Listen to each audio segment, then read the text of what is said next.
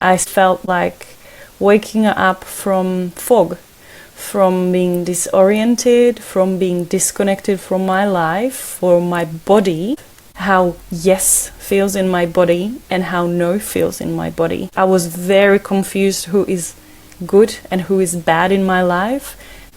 And I was so disoriented about the whole experience. If that feels familiar, this conversation is for you.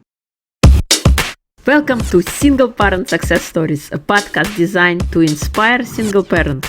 Here you'll find resources from self-care to finances to parenting and everything in between. Discover what it takes to thrive. Let the stories inspire you to what is possible.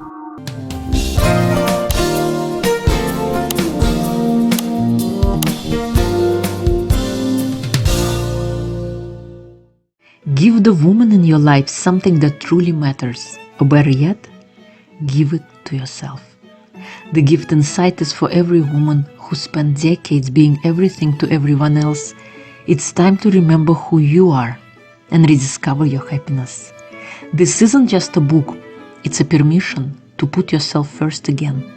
Available now, because the best gift you can give is helping someone find themselves. Welcome, Ivana Care. Ivana knows what it feels like to stand at a crossroads where every option feels impossible. She walked away from a relationship that no longer served her, stepped into the unknown, and rebuilt her life piece by piece. Now she uses her personal experience and powerful trauma healing tools, including root cause therapy and trauma-informed manifestation, to help women reconnect with who they are after separation. Ivana, I'm so grateful you're here.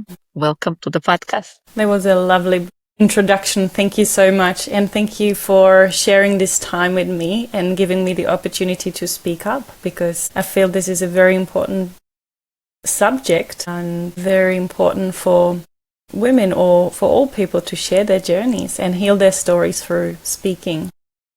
Yeah, yes. Thank you. Thank you. For listeners meeting you for the first time, can you share a little bit about your journey as a single parent and the moment you realized you had to choose yourself, even when it felt impossible? Yeah, we can stay there for an hour. That's a very significant moment in my life. But I actually start with, I had 2 breakups in the last 5 years, and my marriage with my ex-husband ended actually more from his end. So I feel like I didn't have much of a choice. But when I was single, I repartnered and I found a man of my life, someone who, felt like soulmate, someone who is so amazing, who sold me the dream, and where I felt amazing for a year. And the moment where I started to, thinking what is happening actually felt more like waking up from fog, from being disoriented, from being disconnected from my life, from my body, and feeling like I'm spinning in a washing machine and I don't know where is up, where is down. I have no self-belief, no self-worth. I was very confused who is good and who is bad in my life, how yes feels in my body and how no feels in my body. And I was so disoriented about the whole experience that I didn't know how to find the ground under my feet. And I remember doing a lot of the research, trying to get myself out of it, listening to podcasts. And I heard women speaking about emotional entanglement, and then some people feel other people's emotions more than their own. And I was starting to wake up to the fact that, oh, okay, maybe this is me. So I reached out to her and she became my therapist. And that was my journey to trauma healing without actually knowing it, just that something in her voice resonated. And later on, it was revealed to me that it is something I love to do as well. And firstly, being healed through trauma, I realized this is the medicine. This is why I was so disconnected from my life. This is why I didn't know what yes feels like, what no feels like. This is why I was so disoriented. What is my feeling? What is someone's feeling? And starting to unpack who I was, who I should be with, who is good for me, what good person feels like. And she opened my eyes, but actually it was him. It was my partner who opened my eyes as well, right? So I went through the journey of realizing who I'm with is not my soulmate. What I'm living is not my dream life. And I was facing the decision to live according with who I was and not who someone else wants me to be. And that was difficult. And at the time I was certain about what is true for me. The life was set up in a way that I have to make a lot of sacrifices and become a single parent, go through the separation.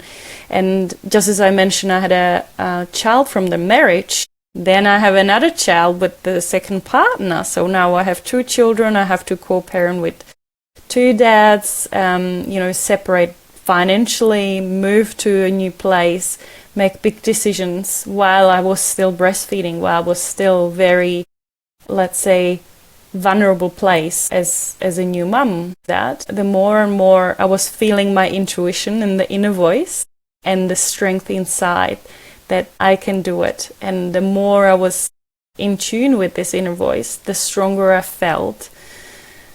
And that was what was holding me to go on the single parent journey, even though I felt it's very early. I am weak. I am not set up to be on my own. This will be an uphill battle because I'm not, let's say, set up financially to be on my own as, someone who is on maternity leave and someone who lives overseas without grandmothers or grandfathers or any actually support. But the inner knowing, the inner trust that I'll be okay was holding me through it. That's where I find the strength.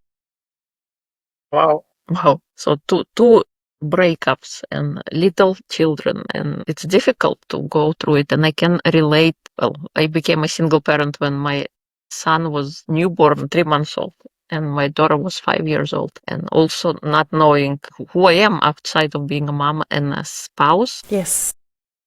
And not, I call it, like you say, living in a fog, and people around you are wanting you to make a decision how the rest of your life is supposed to be, where meanwhile you don't even know which direction you should go, what's the first step you need to make. And living in that fog. So totally it's emerging, and your new personality is emerging as well. And sometimes your surrounding don't see it yet, and sometimes you yourself don't even see it yet. But I was able to tap into it and just go bravely with it, to give myself the opportunity to let it as it wants to be, rather than having my light dimmed. Yes. Many single parents feel guilt, shame, or fear after separation. What helped you stop blaming yourself and start understanding your emotions with compassion? Feeling them, feeling the feelings and learning about how to feel them. And that's what actually became my passion, because before I was able to feel them on my own, I needed someone to guide me through it. And that was the biggest takeaway from my healing journey. That was why I then researched how I can become the guide for others, because I had no idea. And even though if you hear it in a podcast, like, shame is here, but not in a driver's seat. It's a lovely concept, but until you go through the portal of feeling the shame with like every cell of your body and it doesn't kill you, but you can't go there on your own. It's really hard to feel safe. So my first swimming or going in a wave of fully go into shame was with assistance, was with someone who was guiding me, who was trauma informed and who can help me to feel safe while I was first time feeling shame fully. Because sometimes we feel like, oh, I know what is shame, don't even talk about it. Like my whole life is driven by shame. But it's your being scared of feeling shame. It's not feeling shame. And there's a big difference. Feeling the shame with your whole body or being scared to feel the shame, therefore making decision from avoiding to feel shame. And that's what transformed my life, because now I can do big decisions, feel the shame and still move, because I've met the shame. I know how it feels and how I can be not scared of when someone's trying to shame me of making responsible choices while knowing what shame feels like, or fear, or forgiveness, or hatred in effect. I was not allowed to feel anger, and I pushed it down when I was a little girl, and that what made me a beautiful, kind-hearted person, a people pleaser, great co-worker, team, a friend, great lover, but very unhappy with myself because I was having the critical voice just internally. I couldn't even hear it, and my actions were from the place not love, acceptance, but avoiding the anger towards myself or others. So they were not made from the place of love, but place of fear.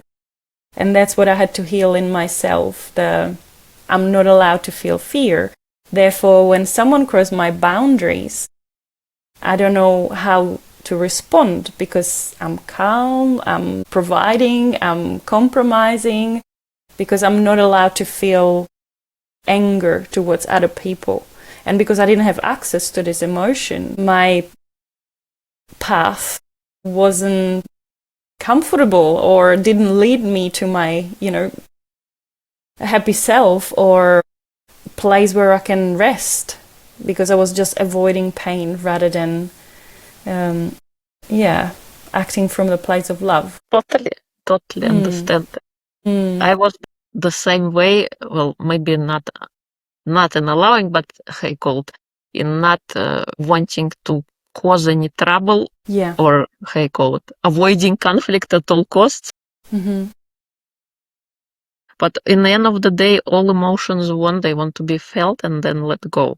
And when we stay scared of them or when we suppress them, they can get stuck in a body, and then they might manifest as a disease because they focus on without being released out. Exactly. And I was turning that anger towards myself. For example, why am I resentful? Why am I always like this? Like, why can't I be just happy? Why doing everything wrong? And the voice which wasn't allowed to express outwardly was staying with me, trying to, make me feel bad for having bad thoughts or for, not making good decisions. And I was upset at myself, like, why am I not strong enough? Why don't I speak up? Like, why am I unable to say no?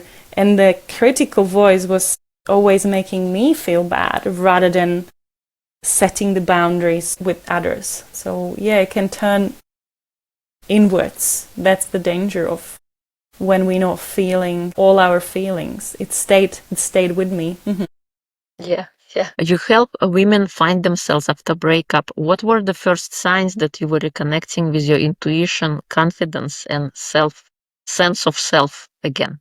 So those emotions, because they're guide and they're messengers, and if you're not scared of them, they hold truth, they hold gifts, they hold messages, they hold inner wisdom. And for me, I'm receiving messages for my intuition as like, it's a lot of information at the same time. It's almost like it's not a voice that I can hear. It's like a knowing that is maybe 3 or 4 sentences long, and rather than I can catch each word, it kind of comes as like a condensed information, and I have to kind of decode it or like almost translate it. And that's how I know it's my intuition and it's not just the critical voice. Because when the critical voice comes, it said, don't do it, or kind of like a sentence which I can argue with. So I can argue with my ego. But when it's the intuition, it's just that, and that's what it is. And it doesn't want to have a conversation. It doesn't want to be argued with. It's just like this condensed information which sits with me. And it came to me when I was in Women Refuge because I had nowhere to live. I found shelter for women with children where I could stay until I find my accommodation.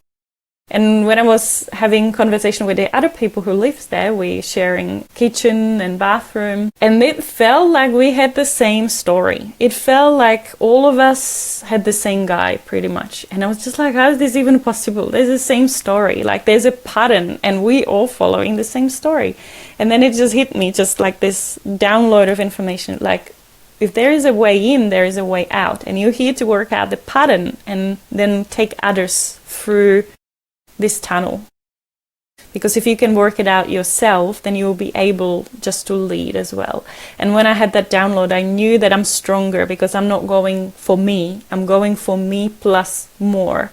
And I felt strong urge to, to do it. I find the strength and find the courage to do it, and to also kind of take notes as I'm going along.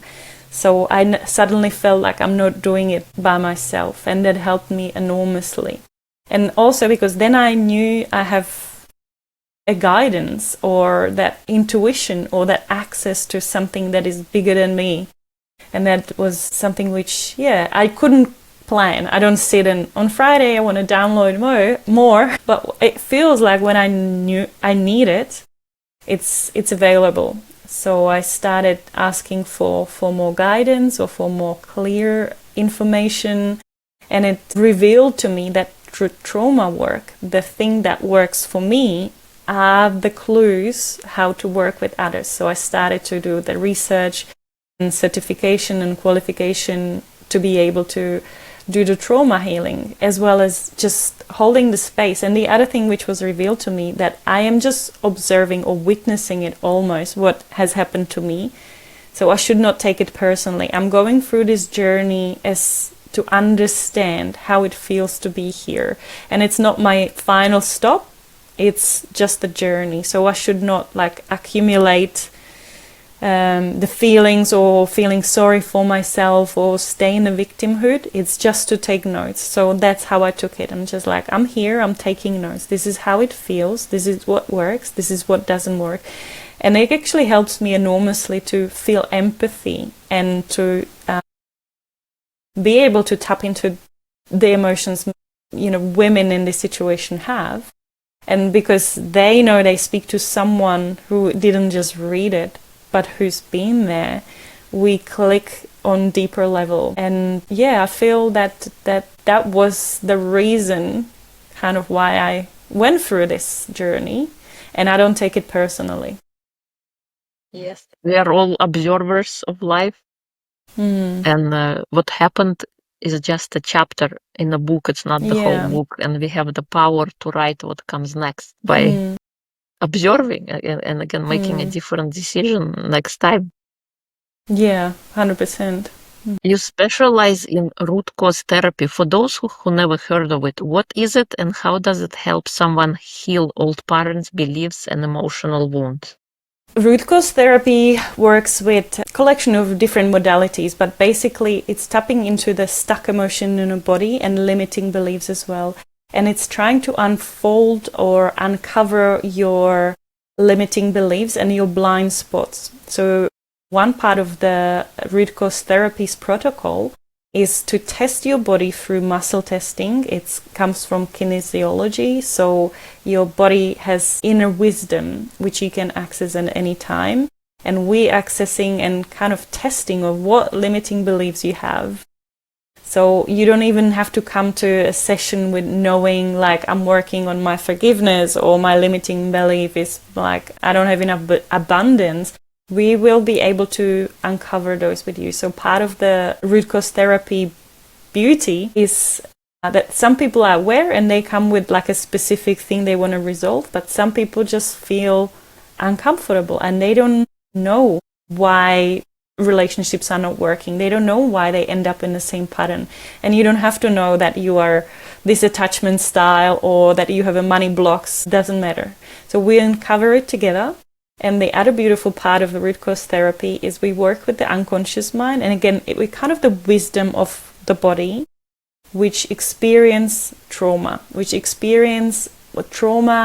if I would explain trauma, is a significant situation or significant event in your life, but it was significant to your body. It doesn't have to be something which makes a breaking news. It doesn't have to be anything which was the same trauma for everyone who was in the room. There could be 4 people and no one experienced trauma that afternoon, but one child who wasn't listened to, for example.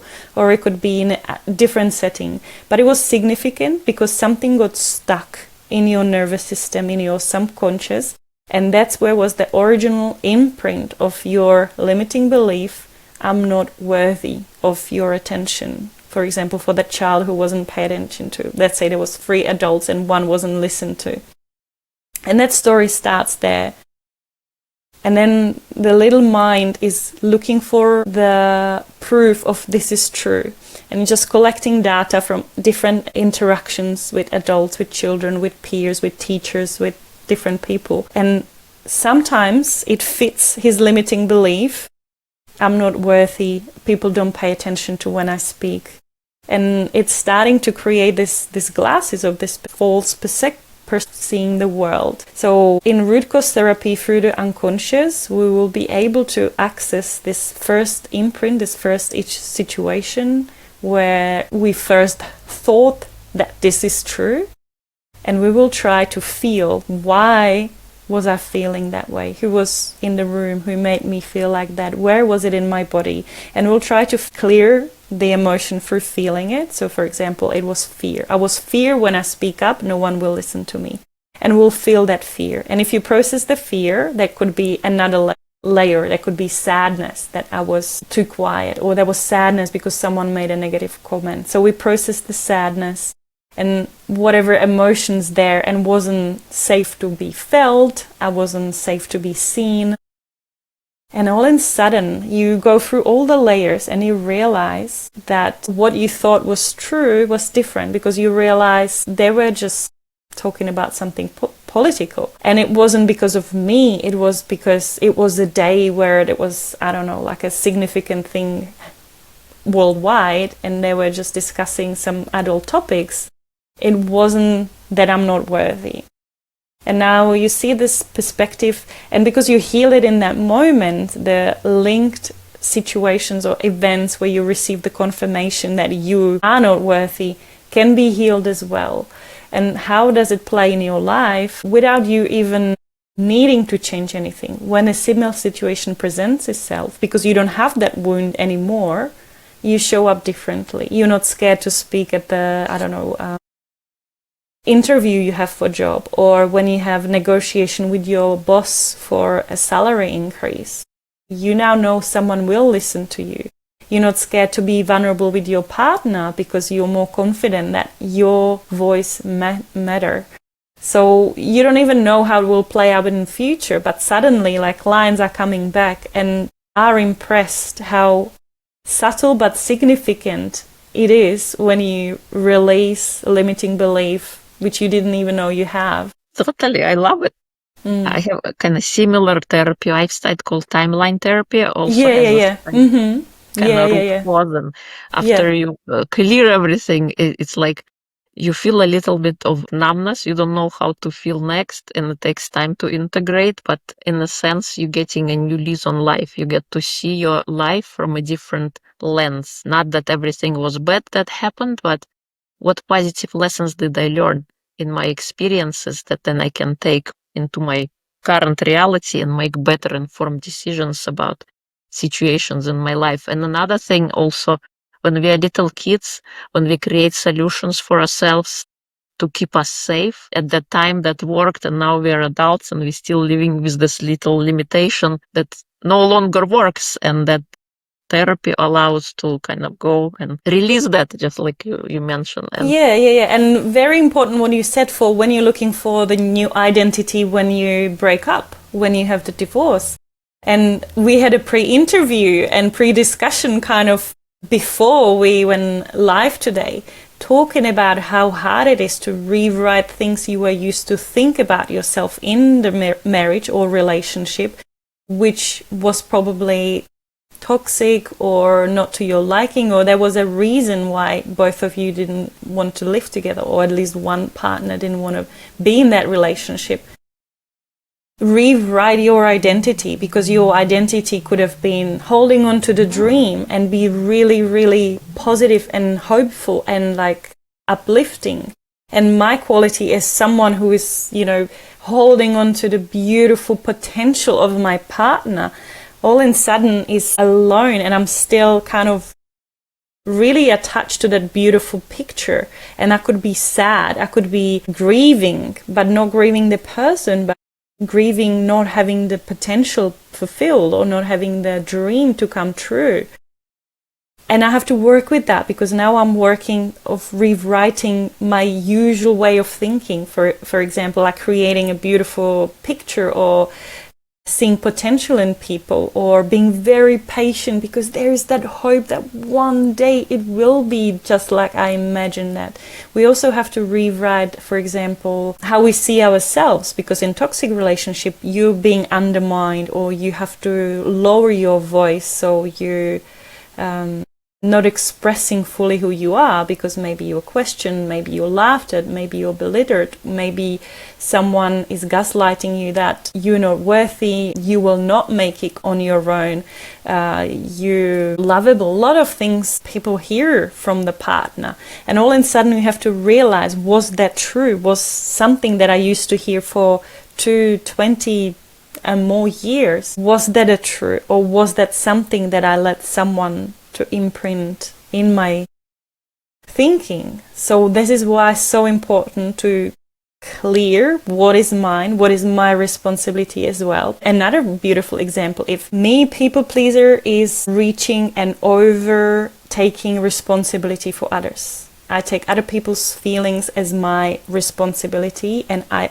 stretch myself to please others, regulate others, to sue others when there is a conflict. When I'm on my own, I have to rewire this tendency, for example, because I'm maybe doing it too much. Maybe I don't have to be accommodating for someone's feeling when we're going through difficult, high conflict court situation. Maybe I can look after only my responsibility. Maybe I have to look after only my feelings.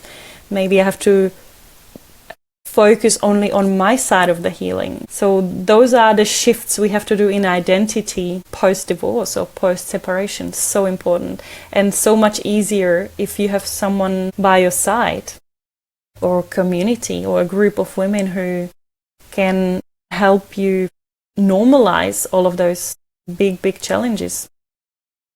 Yes, totally. I could never understand how I used to go to a therapist. How could a guy who is happily married and have everything together can help me?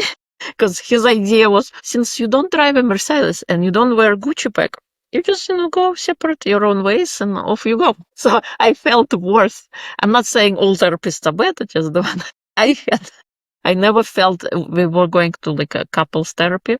And I never felt supported in those times, and nothing was ever resolved. It's like, oh, how you doing today? How you doing today? And you did a couples therapy, and then just on your own after the divorce? Is it what you did? No, Not this was couples therapy. During the last phases of relationship. Yeah. We were used to go to the therapist. Mm-hmm. And I could never understand how, you went to school, you have the theory how you're supposed to, but you don't know how a person feels because you never went through it. Yeah. You have not walked my shoes. You don't know how I feel. So how can you give me advice on something you never experienced yourself in your reality? It's like me telling you, this is how you make this dish. You put this kind of ingredients in it, and it's supposed to come out this way. Meanwhile, I never made it myself, but here I am giving you advice on how to do it. Because I went to school and I have a degree. You've never been there. You don't know what it's like. My counseling from the last stages of the relationship was like re-traumatizing myself. And looking back, that was one of the worst advice processes and experiences I've been through my whole life. And it is because you're in such a vulnerable stage, asking someone for help, asking someone for counseling, and you go there with trust, with hope, with open heart, and you think they're expert and they should help. And when you receive advice, you take it to your heart with the openness and the vulnerability you carry. And only now with the experience I have, I also know I had a bad therapist or counselor, and I felt very traumatized. It wasn't trauma informed, and I felt even attacked during the therapy. It was Yeah, I'm glad you said that as well, because it is hard. It is hard. So if anyone's listening to us and they feel very hurt by sessions with the counselor or therapist, or that it is not leading anywhere, you might try another one. Yeah. Yeah. For me, what worked, I went and I gotten myself a voice coach and I learned how to sing. So I was able to sing what I couldn't speak. And those sessions were so much better than sessions with the therapist. If you could go back to the version of yourself who felt lost, overwhelmed, or afraid, what would you tell her now? You will be fine. You will be okay, darling. You've got this. And you are strong enough. Yeah. You've got all it takes to recover and be happy on the other side. And I remember I actually heard this insight when I was in that situation. So it's beautiful. And sometimes I play with my future and past self like that when I'm trying to heal the past who was in a difficult situation, to go back and speak to her and give her the strength. And sometimes when I'm low and I feel like I need help, I am asking for the future self to give me the strength. So I'm playing with my timeline like that, and it's wonderful. It's a very easy way to help yourself, and knowing that you don't need anyone else but yourself, your past self and your future self, and it's wonderful. Yeah. Great question. Awesome. Parenting while healing is incredibly challenging. What tools helped you show up for your children while also taking care of yourself? Yeah. So they were little, just as yours, and I feel it is great and it is hard at the same time. It is great because you have non-stop purpose, reminder that you're not alone and you have to be okay, have to make it work, and there's no falling, so they won't let you. And they're also great distraction. So I remember when I was creating, like at my lowest, just the routine for the day, because there was no tomorrow in 10 years, and like all I was trying to be happy for the day. And I just said, I'll just make her a meal, we'll go to playground, and then we'll come back and I will, rest. And that was enough. And I had a plan. I had someone to go with. I had someone, to give me company. And I remember she was pulling me in the present moment. So children are really good at taking you back to what matters, because that is what matters. It's just one step at the time. It's just, Mommy, I want you to be here. We at the playground, and I want you to be at the playground. I don't want you to be last year, whatever fight you had with my dad. I want you here now at the playground. And that was like a non-stop. She was just bringing me back to what matters. So they're great at that, and just as great at that bringing to the present moment. They're great distraction from the deeper healing work. So I remember every evening when children goes to bed, I just sat down and it's like, this is my sanctuary. And that evening I would just sit myself and just had the feeling for who I am, just observing, who is this person who is sitting here with me? What does she want to say? What does she feels like? What does she like? Just asking her a good question, a lot of questions, to getting familiar with who is it? Who is it? And how can I love her better and look after her better? Sometimes we would write letters. Sometimes we would try to connect with past self or future self. Sometimes it was about, just looking at the burning candle. But just sitting with myself and trying to realize or have a feel for who I am. And the more I did it, the more I actually did fall in love with what I've been through and didn't break. How can I rely on myself? How I showed up, how grateful I am for, a lot of the little things and challenges I overcame. But it could be really tiny, because there was a stage where I was scared to leave the door. I was scared of the outside world. So having a little challenge as going for a walk and look at someone's eyes, because I was very timid to look at men. And if there was an interaction, I uncomfortable that a shop assistant looked into my eyes, and I was just feeling so timid, so triggered. So step by step, I was just sitting back home, and I said, I've got you. I know why you're scared. I know why you're scared of men, and that's fine. We will try again, and I love you. I love you. Thank you for telling me that this is uncomfortable, and I don't want to push you any further, but it would be lovely if we can just, go for another walk and just go to the playground. And bit by bit, I was stretching myself and extending the world, or where I'm comfortable to go. And with every improvement, I gained the confidence. Beautiful. You're so right. Those moments, and I love how you say children makes you connected to the present, because they're not worried about the future or what happened in the past. They're right here, right now. They get to experience here, right now. And as adults, we are not here and now. We're always either scrolling on the phone or worried future about replaying. Yes, what tomorrow is gonna bring, or what happened yesterday. And I think being present is so important, and because life is so fast paced, and when you don't feel like you are present, in the end of the day you have nothing to remember, because the whole day just zoomed past you and you weren't present to it. So like seeing a smile on the child's face, or seeing sunrise, or when you're eating a favorite meal and savoring every single bite and really being there, not just shoving food in your mouth and thinking about 25 bazillion things. When you are present, you get to experience life. Because in the end of the day, we came here to live. We came here to create an experience. What kind of experience are we creating?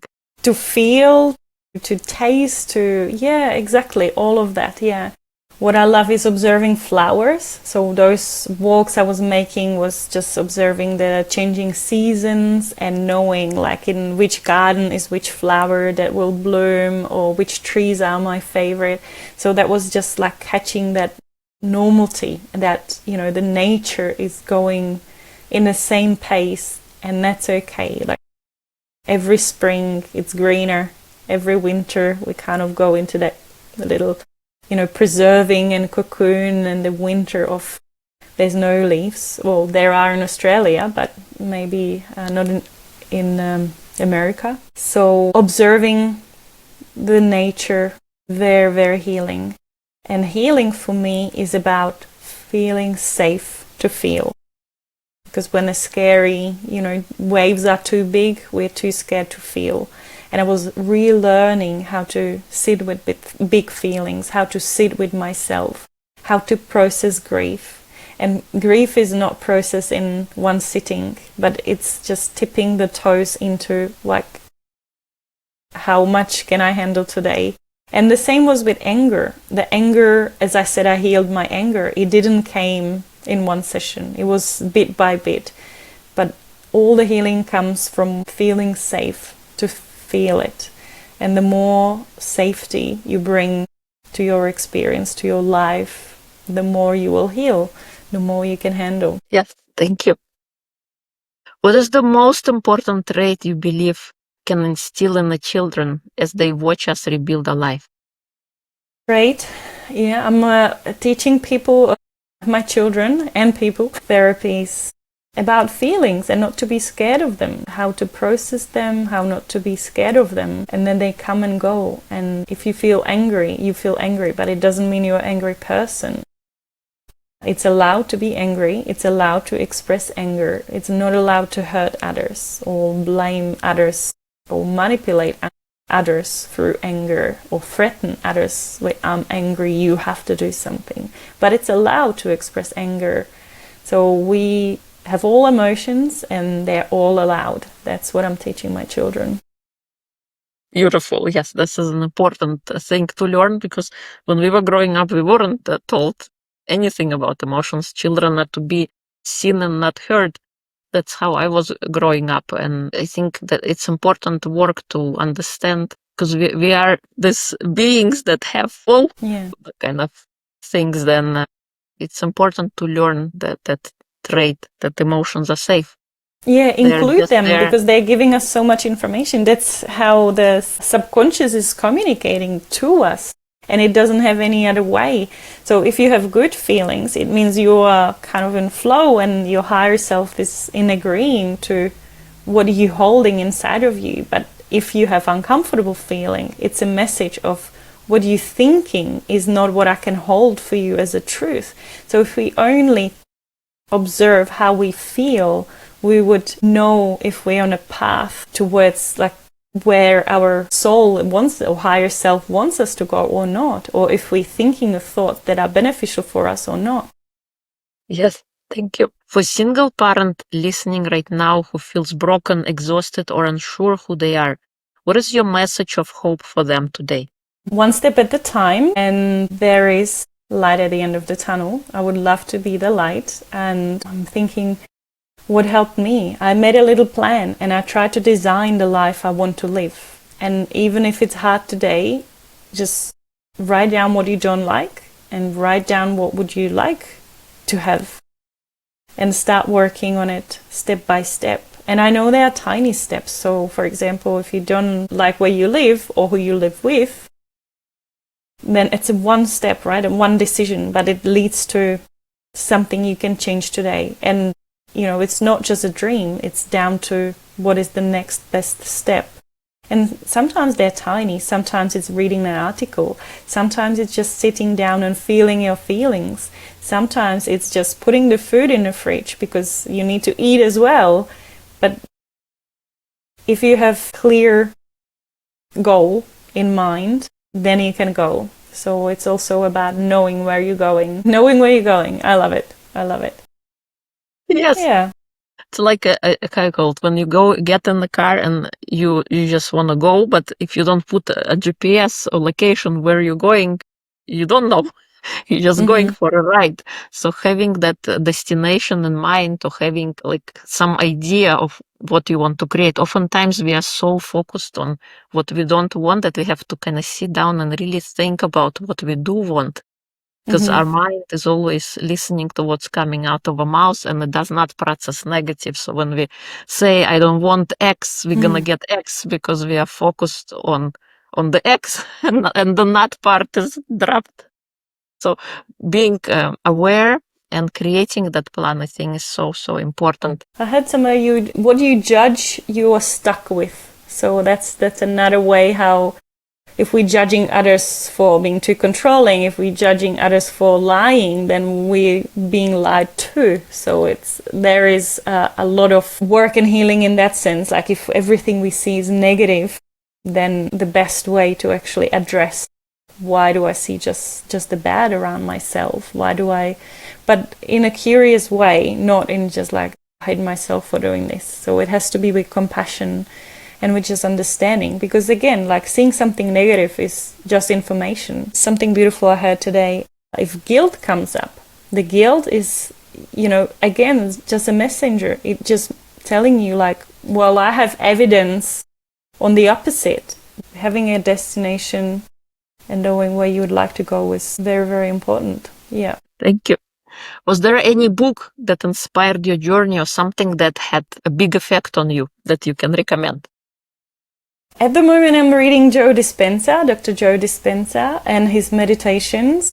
That was a big lesson, how to feel safer in my body. I was loving those meditations as well, just to calm, to be more present, to fall asleep easily, to concentrate better. And it helped me to get out of the fog.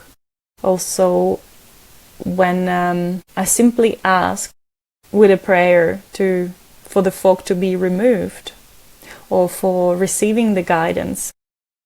Yeah, as a book, I recommend Dr. Joe Dispenza.